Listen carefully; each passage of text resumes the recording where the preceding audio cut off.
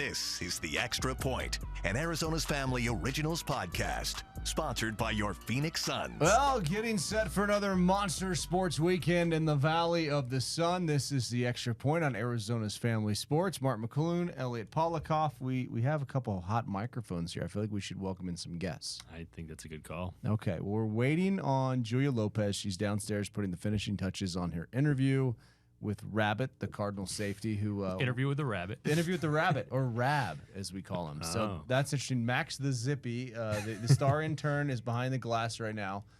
Should we let him? I mean, he's a talented broadcaster. Yeah, no, if he wants to get in on it, I feel like he could host the show at some point. So we'll have to get him in here. But ladies and gentlemen, all the way from Moon Valley High School, what number were you on the Rockets? Yeah. What number were you? 82 for the first 3 years, and we got New Jersey, so I was at 20. 29. Okay. Oh, that explains a lot. So, ladies and gentlemen, Brad Denny, number 29, and also seen here on Arizona's Family Sports. More importantly, doing Speak of the Devils, the podcast breaking all things down, Sun Devil football. But first of all, Steelers, 1933. Is that the shirt when the Steelers were born? It is, yeah. So after a good day at the track, Art Rooney decided to start a football team. Worked out well. How much did he pay? Do you know any detail? Like $2,500. A pack of gum. What do you think that equates to today? $2,500 in 1933. Yeah, a few $100,000 maybe. I don't know. Wow, good investment. Yeah. And then there's the old story about the Bidwell family where one brother got the racetrack and one got the football team. And the one who got the football team was pretty upset he didn't get the racetrack because it was the Chicago Cardinals, St. Louis Cardinals, Arizona Cardinals. It's worked out well for Michael Bidwell. But, let's talk sports here, Elliott. What are you most excited about here this sports weekend in the Valley of the Sun?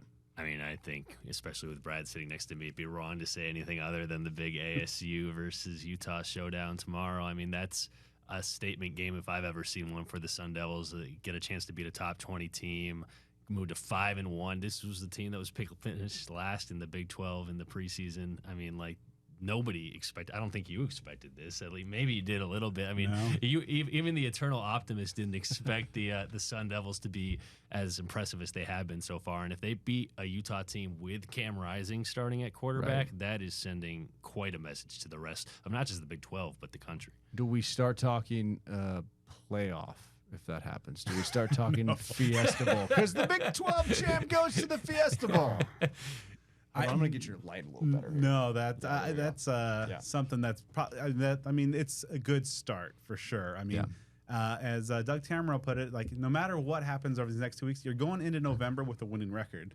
Yeah. Like that's something that the 16th picked team in the conference you wouldn't have thought. Yeah. A big opportunity this Friday night against Utah. Cam Rising, they say that he'll play. I'll believe it when I see it. Well, the first game he played here was in 2014, so we're going to have to dig up some file. And ladies and gentlemen, 1933. There we go. From St. Pius High School in Albuquerque, New Mexico. Was number 9? In what sport? Soccer. Well, soccer. I was 1 and 3. 1 and 3. Yeah. Okay. Number 1 from St. Pius, Julia Lopez. Ooh, you got St. Pius. That's I great. did. Do you know where I went to high school? In San Francisco. Just throw a generic name. I mean, that was not a bad guess. It was San Francisco University High I knew School. it was. So what was university? Yeah. What was the university it was affiliated with? Just called University High School. Not actually affiliated with the university. But it got you. You became a Michigan man out of it. It did, yeah. Where did you rank in your class to get into Michigan, by the way? Near the bottom. How did you get into Michigan, by the way? Going to Michigan was like me. I was the dumb kid who, like, going to Michigan. Like, this was a very small, like, college prep school, and there was a lot of kids that went to Ivy League, Stanford, and then there was me slumming it at Michigan. Was your SAT, like, perfect, or what was did you have great, extracurriculars? What did your resume look like to get into Michigan? I mean, we did, a bunch of like community service and stuff. I don't think my SATs were like anything that crazy. I think I got like 700s out of 800s on each section. So, I mean, that's like solid. But like, we had people that would show up and say, "Oh, I never studied, but I got like a 2400 or something." And I'd be like, "Oh, well, I studied and did not do that." Right. I couldn't get Those are the kind of kids who went to University High School in San Francisco. Shout out Red Devils. Look, he's the only one wearing a tie. by the way. Which is also very weird because I'm usually like the one who came like straight with a polo shirt like out of the gym. And I your feel hat. very uncomfortable right now and overdressed. All right, so Julia, we picked this up mid-conversation talking about the Arizona State Sun Devils. If they beat Utah this week, what that could do, the shockwaves that could send around the college football world. Can they beat Utah this Friday night? I'm a believer. I am a believer in Dillingham and what they're doing over there, and I do feel like they can compete with pretty much anybody. And like, look what happened with Vandy and Alabama last week. Right. So they pulled the upset. Well, I think Alabama's experienced something I've never seen before. When they played Georgia, they were talking smack. And I'm like, Nick Saban wouldn't have put up with this. So as talented as they are, I feel like they're losing a little bit of that discipline. I feel like that showed up at Vanderbilt. Yeah. Maybe getting too high on the hog and then getting brought right back down to reality. Am I wrong? No, you saw. Did you see the videos of that Malachi Moore having a little temper tantrum at the Yeah. end of the game? I Right. mean, like he was absolutely losing it, kicking the ball at the line of scrimmage at the end. I mean, like I can never picture that happening under Saban. Saban probably would have kicked him off the team like the minute after the game was over if that happened. But I mean, definitely different times under DeBoer. My favorite part of the discourse post Vandy upset win is now that they're firing shots at DeBoer for wearing a T-shirt on the sidelines. It's like not like that's factored in. It's just the Saban standard isn't here. Miss Terry would never allow Nick to No, wear that. no. I mean, she's got it buttoned up as well. By the way, Nick Saban coming to town for the WM Phoenix Open tee-off luncheon. Out here last year, I mean, as we set the scene, there was lightning, it rained, the shot of glory, kind of everybody had to kind of disperse. He stuck around, and it was kind of hard to tell if he was having a really good time, but I think he was. Because he kind of has that like smile, kind of like where it's just like a little bit where it comes up. Like I think he's in his Alabama stuff and waving at people. I think that's so cool if Nick Saban can become a regular here in the Valley. I had to say I did not expect him to be like super personable on TV, but he's killing it on like ESPN in terms of like College Game Day. He has some of the best one-liners out of all of the people on that show, which includes guys like McAfee and like guys who are very like emotional and like demonstrative, but he's doing a great job. Right. Who do you think they picked this week? I guess it wouldn't be on College Game Day. So on College Game Day on Saturday, Brad, are we talking about Arizona State pulling off the upset and College Game Day going crazy about the Sun Devils? No. I think ASU is better. They're not getting run 55-3 like they did against Utah last year. But I just think that they're probably another year away from being a real serious Big 12 contender, but they're better. And as you said, Julie, like this is a conference right now. I think you could tell me anybody could beat anybody, and I wouldn't be surprised. I mean, there's 16 teams that I think are just sure. Why not? Let's flip a coin, see who wins. So who represents the Pac-12? The Pac-12. That's Conference funny. of Champions. Yeah, it's the Conference of Champions. Yeah, Bill Walton, may he rest in peace. Who represents the Big 12 in the Fiesta Bowl against the number 6 seed in the college football playoff? Preseason, I had Utah on my ballot, and I'll stick with it. Even though Arizona beat Utah, so would they rematch? Like, what did the Arizona Tech loss last week hurt? I think it's Utah and K-State are still my 1-2. I was going to say K-State, but the Arizona K-State loss doesn't count as a conference loss. No. So you don't think the Wildcats are doing this? No, the Wildcats are a one-trick pony. They're solid. What did you expect asking? Well, I mean, speak of the Wildcats, the podcast, right? Really, that they do it really well, but they really don't have. I think what it takes to make it week after week. There's still like 7-8 weeks of the season, and I think we saw K-State is had a bad day in Provo. Many people do, and Utah, had that weird. They're playing their backup quarterback, so I think if Rising can stay in the lineup, I think those two programs are on a collision course. Joey, you're the eternal optimist here. Should I just say ASU just to make everybody happy? Yeah. Julia's like, not even I could do this. Let's paint this picture. If the Sun Devils were able to pull off a crazy upset on Friday night and beat the Utes, where does the goalpost end up? Oh, in Tempe Town Lake. Yes. Right? Is there like, do they parade it down Mill? Were you here for the Nebraska finish or the Pat Tillman years when they took I was here, but I wasn't at the game. So what happened to the goalpost? I think they chopped up the goalpost. Oh yeah, and sold it. Yeah, and that's what I think Vandy did. I think they fished it out of the river, right? And yeah, that's revenue. Right? All right. Well, okay. So we're saying ASU doesn't have a shot, but if they do, I think it's going to be close. I think it's a one-score game. So I wouldn't be shocked. I just don't think it'll happen. What's the roadmap? What's Kenny Dillingham looking at right now and being like, okay, I'm going to beat UCLA last year with no quarterback. Okay, I'm going to, take down an SEC team earlier this year. I mean, what's is it Scattaboo? Is Levitt gonna have to be perfect through the air? What do you think? I think the roadmap, if they want to exceed expectations and not just get bowl eligibility through the remainder of this year, but like make a run like 7-8 to set the table for like major expectations 25, you have to see Levitt continue to grow every week. Saw the real freshman moment game against Texas Tech, to be expected, but then I think he really rebounded really well. The passing game's got to step up because you can't put everything on Scattaboo's shoulders. I mean, stout as they are, but the defense is going to be fine. It's just the differentiator for me is the passing game going to be good enough? They have a deep enough core of wide receivers. They're just not using them. We saw some signs. Passing game might be getting going. We'll see because I think if they can make a run if they do. You got to get out of here because you have a haircut, right? I do. You get it all. Yeah. Looking this good doesn't come without work. It's hockey hair. Okay, we're gonna ask you about hockey before we go because you're a hockey player. Wait, can I just say one thing first? I 100% do believe this, that if Isaac Wilson starts tomorrow, Arizona State is winning that game.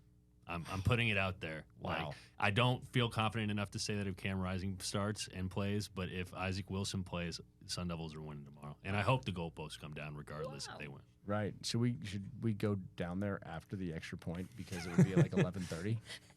One of y'all do morning sports? I'll be in Green Bay. Morning sports live from Tempe Town Lake.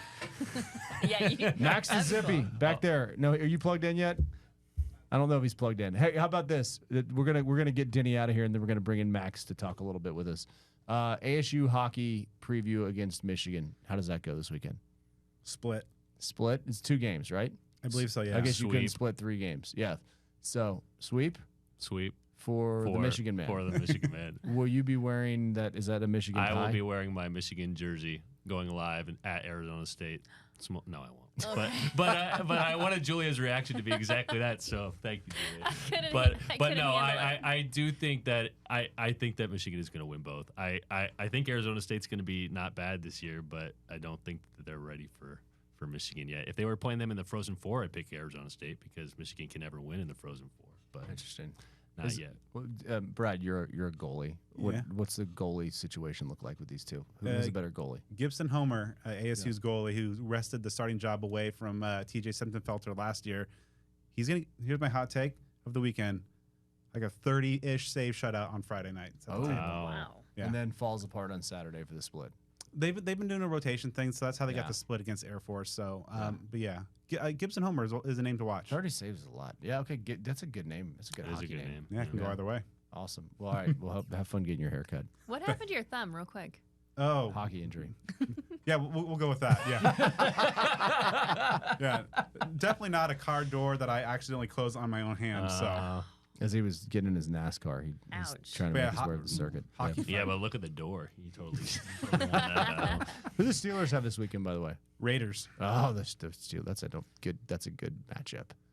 Yeah, it's one of those games every year, and hopefully we've already had it against Indy, but every year Tomlin's got a game where they just lose to a trash team. Yeah. And so hopefully it's like we've filled our quota and we're good because what happened in Pittsburgh that I had great seats for against Dallas can't happen again. That was the first game you've been to there, right? Yeah, I've been like 20 Steelers games in my life. That was the first one in Pittsburgh. Oh. Wow. The one, and then the 1 hour the weather delay, too. 65,000 people in a concourse not made for 65,000 people. Wow. Well, you have some new Steeler friends. Were they selling food during all that delay? They were. Oh, that's nice. The pierogies were nice. What, Steel City beer? Did you have any of that? I had some. Yeah, I had a couple Iron Cities. That's iron. Yeah, is it good? It's I mean, yeah, we'll go with good. Okay. Good. It's a staple. Well, yeah, happy haircutting. Thanks, Brad Denny, everybody, from Moon Valley High School. Max, where'd you go to high school? Hold on, he's going to come in here. All right, so we're going to get back. We want to get some of Max's hot takes on ASU. Brad Denny's leaving the studio. Cardinals, you guys have been over there this week. Do they go to Lambeau and win?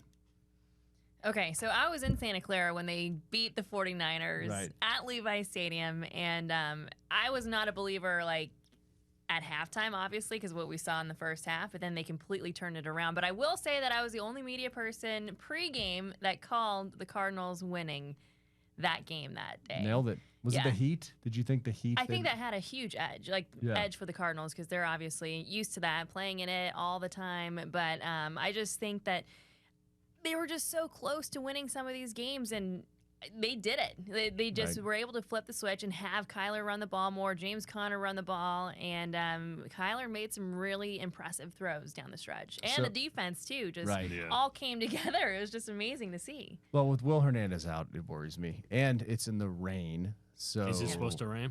Well, 60%. According to Craig Stern, our trusty photographer, 60%. Yes, he came in here in a tank top today and was like, "Well, that's not your rain gear." But that's from Wisconsin weather, tank top. It's tank top weather. Hopefully, he's listening to this. Craig, we love you. And Elliott wants to borrow your tank top for the game tomorrow or Saturday. But yeah, I think this, if it rains, I mean, one, can the Cardinals block the Packers, and two, I feel like in Buffalo, Kyler, they got kind of thrown by the wind, the elements. I don't feel good about this one. I think Green Bay has a lot of weapons, and the Cardinals aren't going to be able to do their thing. What do you think? I think that the only way the Cardinals win this game is if, honestly, the rain might help, because if they keep it a low-scoring game, like a 17-14 type game where they don't allow many of those explosive plays from Jordan Love to all of those talented Green Bay players. So I think if it gets into a shootout, it's going to be a long day for the Cardinals, because in a way, they were at San Francisco or at Santa Clara, but they're playing in the heat. They're almost more used to that than the 49ers are. Not that it's obviously a home atmosphere, but I mean, that's about as not as a home atmosphere you can get from a road game, I feel like, especially against an NFC West opponent, and going to Lambeau in the elements across the country against a team that is one of the better teams in the NFC. That's a lot to ask for, I feel like. Yeah, I totally agree. What other games were we watching this weekend? I'm not watching Raiders Steelers, I can tell you that much. And that's coming from a Raiders fan. That's going to be probably like a 6-4 all safeties game or something. No. So yeah. Years ago, the Browns played the Bills, and I had both quarterbacks, Derek Anderson for the Browns and Trent Edwards for the Bills, and the game was 6-3. It was a 2-quarterback league, and I got 11 points out of the entire game. 11. I quit fantasy football after that for like 5 years. But then you're back. Yeah, I kind of feel like I have to be. It's not my choice. I don't like playing fantasy football, but I feel like I don't know the league if I don't. There you go. Yeah. You were over talking to Kyler this week. You were over talking to Rabbit today. Mm-hmm. Vibe check. Let's start with Rabbit. What's the Cardinals' first-year safety out of Texas Tech? What can we look forward to tonight on the Extra Point? Well, he's got the confidence. I'll tell you that much. He's one of the most confident guys that you'll talk to, and he loves to learn. And I love how he's learning under Budda Baker, and that can only help his game in the future. Yeah. And he just says it's so cool just to be able to hear the conversations between Budda and Jalen Thompson, and just being able to, soak it all in. And he just sometimes has to pinch himself a little bit, but he's just a great person. You could just tell he loves the game. He says he's a football junkie, and I'm excited for his future at the Cardinals. Well, Bruce Arians used to say that rookies weren't really ready until Thanksgiving. So I don't know. I mean, I don't know if he's here to take Budda Baker's job. I would like to see Budda Baker. I think he's playing at a very high level. Yeah. I'd be upset, frustrated, and sad if he left, but that's the nature of the NFL, where if you have somebody's replacement on the roster, that likely signals of a guy's in a contract year and doesn't have an extension that he's gone after this year. I just don't know if he can be the guy that replaces Budda Baker. What do we think? It's hard, obviously, to replace Budda, but I will say that this guy has the genes to get it done. Yeah.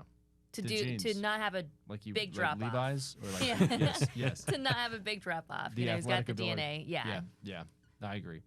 You were over talking to Kyler on Wednesday. Vibe check on Kyler. I think Kyler's just one of those guys who's a perfectionist. So every time you hear him, he's focusing on the negatives. Like, they can have a huge win against the Niners, and he's still thinking about those 5 incompletions to Marvin Harrison Jr., which is honestly what I would want to see out of a player, because you never want to feel like content or satisfied. And even though that was a huge win, biggest win of the year by far for the Cardinals, there's still a long way for them to go. There's still a lot of ways they can improve. And let's be honest, that offense has been inconsistent throughout the season so far. They've had their moments, obviously, against the Rams and the second half against the 49ers, but like this is an offense that has also been criticized in some other weeks. I mean, they had back-to-back weeks. I mean, against the Lions where they weren't doing anything pretty much, like, I mean, like there's definitely, I think, a lot of room to grow, but the good thing is that there's a lot of young players on this team, so you think there will be growth, whether it's his rapport with Marvin Harrison Jr. and Michael Wilson or Trey McBride getting healthy again. Like, there's a lot of reasons to feel optimistic about the offense moving forward, but Kyler definitely came across as though there's a lot of work to be done. And I just think depth-wise, the Cardinals need a couple more drafts to really stock this roster before you're really going to get a team that is a contender. I think that they can hang with teams, but Will Hernandez's injury really worries me on the offensive line. And we'll see. I'm here to watch James Conner carry the mail every single day of the week. Predictions. So you say in the rain, Cardinals, Packers. If it's raining, like I said, honestly, I think that might help the Cardinals a little bit, but I still think the Packers probably win by about a touchdown. Okay. Yeah. Julia? I'm going to go Cardinals The eternal optimist. by 6 points. 6. Okay. I'm gonna say it's a field goal game. Green Bay kicks a field goal to win it late. But maybe if it's raining, the field goal does not. Their field goal kicker's not good this year. He's missed. He's like a rookie. Is it or Chris Jackie? No, it's like Braden Narvison. It's, or Mason something. Crosby. No. I'm just gonna name Packer. I know. You remember Mason Crosby was there for like 30 years. Right. Who was the guy from the 80s that had the glasses under his helmet that later admitted to doing a lot of cocaine at halftime? That was oh my before gosh. time. Okay, it's great. No, you have to look up the YouTube clip. I'm gonna look it up right now. I'm intrigued. Yes, yeah. He had glasses under his helmet and he was kicking the game-winning field goal, and it got blocked and it came right back to him and he ran in the end zone to win the game. Wow. Let's see. I'm gonna just Google this. This is great podcast material right now. But okay. no, his name was Chester Markle. Oh, okay. And look up Chester Markle because it's a great name. One of the greatest plays in NFL history. He has glasses under his helmet like it's a Disney movie. It's really funny. You know what? We should get another prediction here, and we should bring in a man who's contributing a lot to our sports department. Where'd you go to high school? I was homeschooled in high school. Oh. From his home in Houston, Texas. What was your favorite number? My favorite number when I played baseball and this is a very long, convoluted name, the Clear Lake Christian Homeschool Baseball League, the CLCHBL. I was number 7. Number 7 from his home in Houston, Texas. Max the Zippy. How'd you get the name the Zippy? Okay, well, first off, my actual last name is Zepeda. Zippy was a nickname I got nearly 3 years ago on literally a whim because everyone thought I was fast at everything. I talked fast, ate fast, walked fast. So they liked my last name, so they just kind of cut it down and shortened up. And it turned into my Instagram handle. And then when I got to school here at ASU, it became everything, and no one actually calls me by my first name anymore, which is wild. But you have like a hot take segment on Cronkite. What's it called again? Yeah, we have a on our for our club, for our show Cronkite Sports Live. We have a segment called The Way It Is, where we basically, which is obviously a tribute to Walter Cronkite, where we basically give a long, basically hot take. One of our anchors will basically give like a 2-3 minute monologue, just basically on something involving ASU athletics. We've talked about everything from Michael Crow to Ray Anderson to Herm to the dissolving of the Pac-12 and so many other different topics, especially the budget deficit and how ASU at one point was like the second largest budget deficit in the Power 5 at one point. So a whole lot of different topics. Yeah, they give us lots of fodder over there at ASU. So, what do you think is going to happen this week? Let's start with the Cardinals. I think through the Cardinals, I think it's actually fairly interesting because I was watching a whole lot of Julia's coverage really on Sunday, and I think what was so interesting to me was how it felt like Jonathan Gannon was kind of fully embracing kind of the culture at this point, because I think there's a lot of people who maybe watch the Cardinals maybe on a casual basis and be like, oh, well, Jonathan Gannon, like, he's saying very stereotypical answers. It's not very, straightforward. But it felt like really after that game could possibly be like a turning point. So I'm actually kind of with Joy on this one. I actually think the Cardinals may have a really good shot to win this game. But I think, like you said, Mark, I think the weather, is a huge part of the impact. If the Packers could somehow be able to run the ball, and they have been the better offensive line of the two, I would say, they've been able to control the line of scrimmage. So I would say probably the Cardinals maybe win by a field goal because, obviously their kicking situation is probably better, but I'm thinking like 17-13, 17-10, probably low scoring. Seems a very Lambeau score. That's a good one. Okay, so you're going to be at the game on Friday with the Arizona's family camera and the Cronkite camera. Dual purpose videography there. Are you going to have enough batteries if the goalpost they're charging as we speak, so I hope so. Yeah. Okay. Are you feeling good that there might be a cause for celebration? I'm feeling I'm feeling the biggest thing. I'm with Elliott to an extent about Isaac Wilson, but I think the report that Brett McMurphy put out today about saying that Cam Rising is now likely to possibly start tomorrow, I think is a really big caution sign, I think, for ASU, because I asked Kenny Dillingham back on the Monday presser saying, are you guys preparing for both situations? And he basically said, like, yeah, we've looked at Isaac Wilson. I recruited Isaac Wilson, all that kind of stuff. And he didn't necessarily give a firm answer just by out saying that, yeah, Rising's one of the best quarterbacks in the country. So what I'm hoping for is necessarily, can ASU prove if Rising's going to start, are they going to have a systemic game plan, especially without Clayton Smith and Keyshawn Elliott, two guys who, as Elliott recalls, because we were in the station basically as that game was happening, like, those two guys are two of ASU's probably 4 best defensive players, and they're out for the first half because of targeting penalties. So what is the defense necessarily going to do in that first half to slow Rising and that line of scrimmage game down? Because that's how they win football games. It's not necessarily only when Rising is able to utilize the play action pass and be able to take down 1 high, 2 high safety coverage, but also more importantly when they can just run the ball straight down your throat, which is how Utah obviously was able to be such a great contender at the end of the Pac-12 era and really was the reason why they were the preseason favorite to win the Big 12. Right. I do wonder, though, what is the incentive for getting it out there that Cam Rising could play? Wouldn't you want to just, make ASU prepare for every scenario?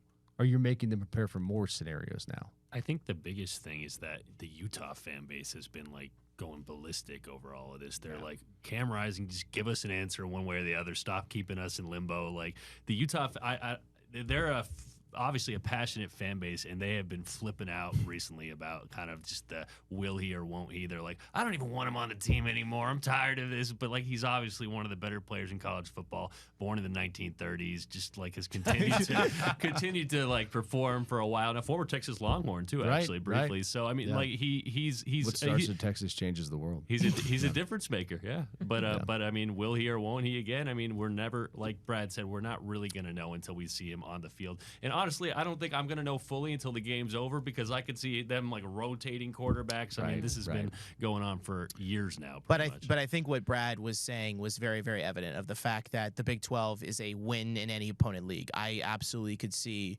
at this point a team like Baylor or a team like Houston possibly having 2 or 3 more wins. I know. It's my parents' alma mater. Grew up going to games in the Astrodome with Andre Ware. But the Houston Cougars were supposed to be horrible this year. They were supposed to be a 2-3 win team, and the fact that they were able to pull off a dominating win at TCU, which 2 years ago went to the national championship game, is kind of hard to believe. So Max Duggan's not walking through that door. No, he's not walking through that door. So the biggest thing for ASU, in my opinion, is if they can hold to Utah to maybe 13 or less points in that first half, and it's a 13-10 game, 10-7 game, that is going to be where really ASU, I feel like, is going to have probably their key momentum, because Kenny always talks about winning the middle 8, the last 4 minutes of the first half, first 4 minutes of the second half. I think this season, they're 85, and they're outscoring their opponents 85-13 in that little stretch, that 8-minute stretch. So if they're able to once again dominate in that small stretch, which is what they did against Kansas, if they're able to do that, able to have really Sam Levitt kind of play out of his comfort zone and be able to stretch the pocket, and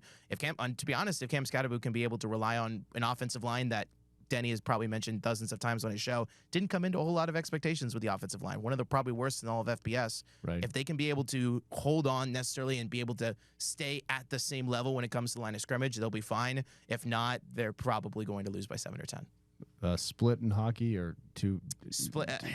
The thing about ASU Sun Devils won hockey too. is interesting, because ASU hockey last year, I feel like, was very underwhelming near the end of the season. Yes, and head coach Greg Powers is notoriously not necessarily the most straightforward when it comes to explaining his game plans, when it comes to how he's going to approach a certain weekend. But I think this is very interesting. They're in a new conference, the NCHC. They're now sharing the same conference with Minnesota and Minnesota Duluth and North Dakota, and some of the biggest programs in all of college hockey. So if they can able to split Michigan, that's a success in my book, because they're a top 10 team in the country. But I mean, their schedule, look from January on, their schedule is just absolutely brutal. So they need to get as many non-conference wins as they can get.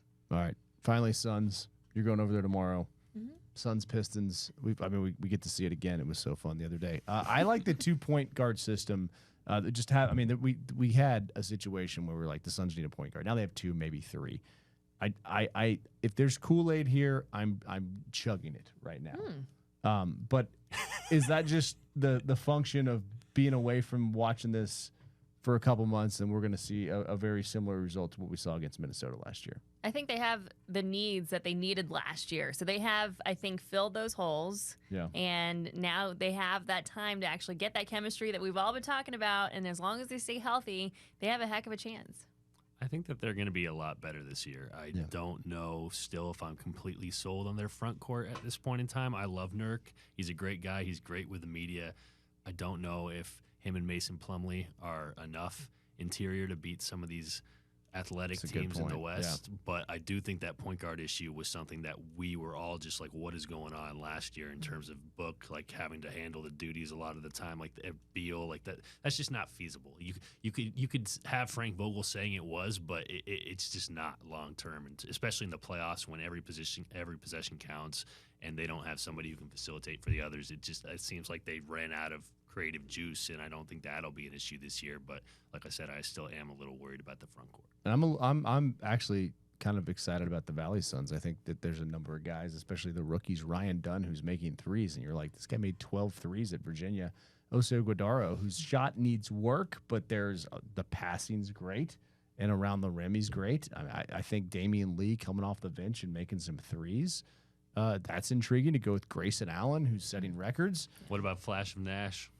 Yes, a little dash of Nash. Dash, yes. Okay, so funny story about this. I got to do the pre and post game show the other night, and Colin Gillespie. So he was the post game guest. Cole Gillespie played for the Diamondbacks 10 years ago. Okay, and that's the only name that was in my head. So I was like, they're like, go to Gillespie, and I'm like, it's not Cole Gillespie. Gillespie. What is this dude's name? And I had said it 3 times. I'd even teased it, but I just went blank for a second. So if you've been around as long as me, you start forgetting stuff or combining names. Live TV. Wish I just had Max's brain back there. Well, the thing is in the case of Colin Gillespie, there's just so many great Villanova point guards at this point that it's just like there's an infinite list. The file is too long. Right. So I forgive you at least on that extent, because Colin Gillespie was the post Josh Hart, post Mikal Bridges era of what was truly like the golden era of Villanova basketball in the 2010s. Right. The Suns. Are you a Suns supporter, or are you just more Rockets? I'm a Suns casual supporter when they're not going against probably my Houston Rockets. Yeah. But no, I would say the Suns. To go, I guess, to the point of Elliott saying, I think the Suns are probably a little bit unproven. I feel like at this point, I think probably still the big 3 in the Western Conference is still Minnesota, Oklahoma City, and Denver.